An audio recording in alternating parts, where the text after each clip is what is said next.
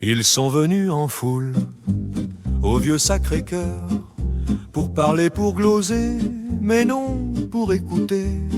Leur fils est un génie, un petit ingénieur. Leur fille une merveille, on ne peut qu'en décréter. À la maison, monsieur, on ne les entend guère.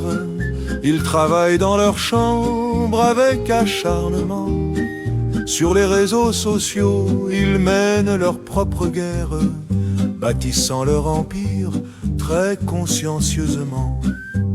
Alors comprenez-nous, monsieur le professeur, la faute, c'est certain, ne vient jamais de nous. On leur a enseigné les valeurs de grand cœur, la morale, l'honneur et le respect de tout. S'ils déraillent parfois, s'ils accusent une faille, c'est la faute de l'école, c'est vous le coupable, c'est votre discipline qui fait qu'ils débraillent. Votre enseignement n'est pas assez louable. Gérer les mioches, c'est l'affaire de l'État. Moi je connais mon gosse, c'est un vrai potentat.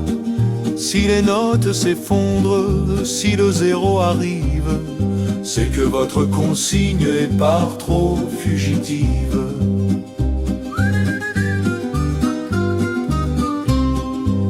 Comment ça ils chahutent? C'est une calomnie.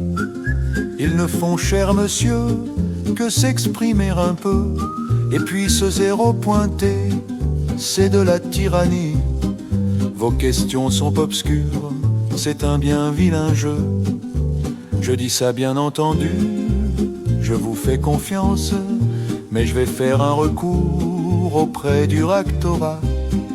Interpeller d'en haut la grande administration, car personne mieux que moi ne sait ce qu'il en sera.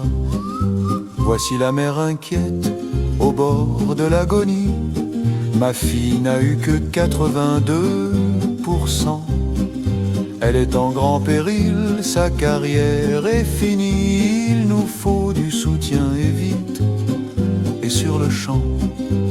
Donnez-lui du rattrapage et de la remédiation, des cours particuliers, des soins, des protocoles. Elle s'épuise au travail, quelle abnégation, jusqu'à minuit chaque soir.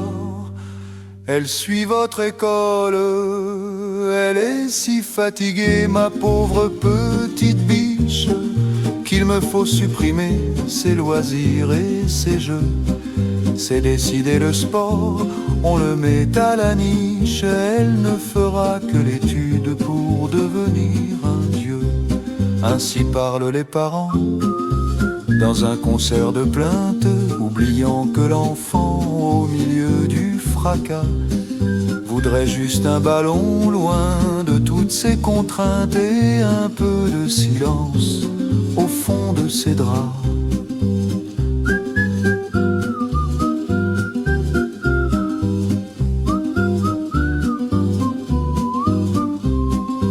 C'est ainsi que l'on forme, au gré des récriminations, des petits rois de chambre et de grandes illusions. Allez, à la prochaine réunion.